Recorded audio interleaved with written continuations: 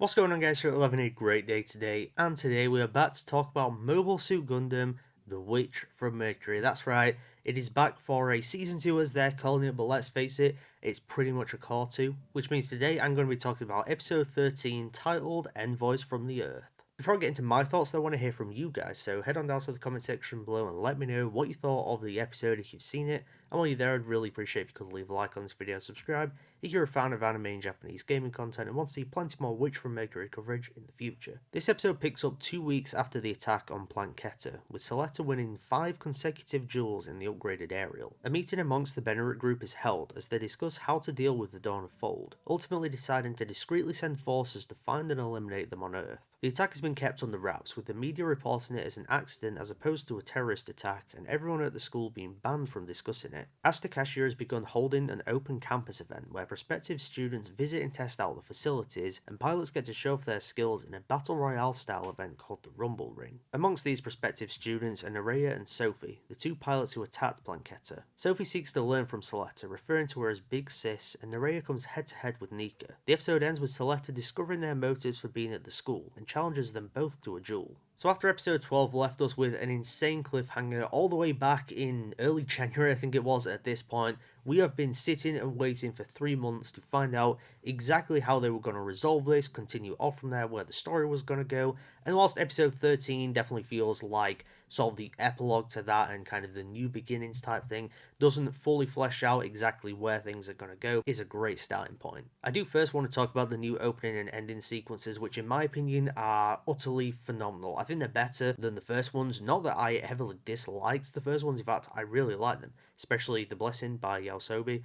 Great song, and just generally the opening as a whole, really great. Definitely has hints, references, all that kind of stuff to Revolutionary Girl Utena, which makes sense because that is the biggest inspiration behind this show. But I just feel like here, the opening and ending sequences just that next level. The opening sequence in particular, I absolutely adore. It's one of the few songs by Yama which I think is actually fantastic, / banging track, and the visuals also amazing. Really accompany it very well. And then the ending sequence, like, my god, the visuals, the song, it just feels so powerful. Honestly, I did not expect the ending sequence to be as good as it was. I didn't expect the opening to be as good as it was, but both of them just blew me away. Now on to talking about the actual content of the episode, though. We do start out with duels, with Gundam action, which, yeah, it's pretty cool. It just kind of throws you right into it straight away, and seeing, back-to-back 5 duels with Celeste taking on all these other mobile suits, that was awesome to see and just gave us our good fix of Gundam action for the episode. I do think it was a very smart decision to pick up 2 weeks after the attack as opposed to like a few months, because 2 weeks gives you kind of enough time to things to go back to some sort of normality, but you still do have characters reeling from that attack. I think that was a really good decision,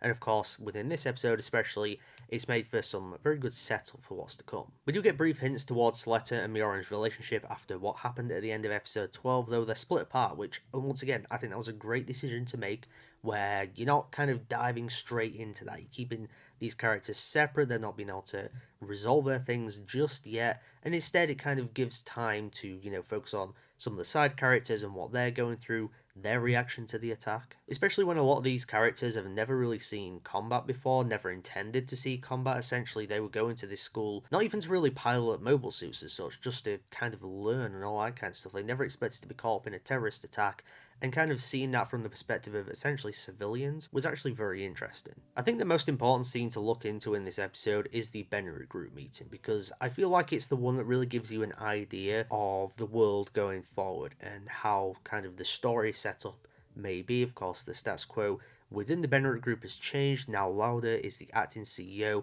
of the Jetot company. With President Delian out of action, you've now got Shadik's adoptive father kind of stepping into that lead role within this group. And then the biggest thing within this scene is the decision that they make to send troops to Earth to find the Dawn of Fold, but do it like in a discreet way, not obviously going in and killing all civilians trying to find these people or anything like that.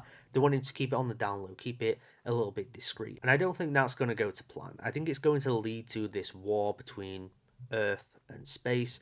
Kind of what you'll see is those rising tensions, and as people start to discover, especially the Spatians anyway, start to discover that Dawn of Fold is from Earth, there was attack on Plant Quetta, they will kind of see it as Earth waging war against space, and then things will get out of control and you'll probably lead to a typical Gundam war. Now once again, that's me putting on my theory hat again and just kind of looking at the facts that we have in front of us, looking at kind of the decisions that are made in this episode and seeing how could this lead to a war. Having watched the season 2 trailer, I knew that Sophie and Norea would come into the school, but I didn't think they'd move things forward as quickly as they did. I thought they were kind of going to be in the school and people, start to learn more about their true intentions and stuff, but it just kind of right out of the gate at the end of this episode, they kind of revealed to Suletta that we're actually here for nefarious reasons. And now looking back at that season 2 trailer, a lot of that footage is from this first episode, and considering that this is all original content, that gets me very excited because we don't know what is to come. We don't know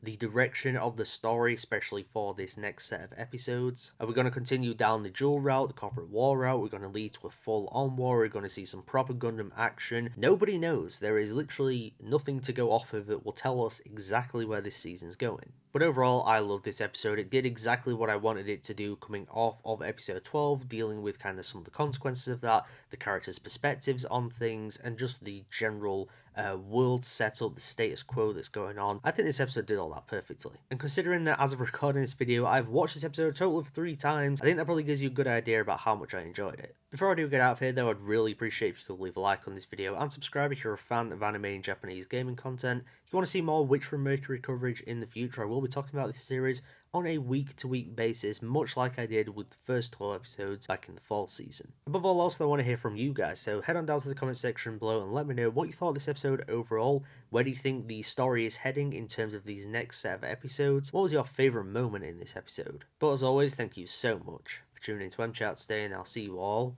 in the next video.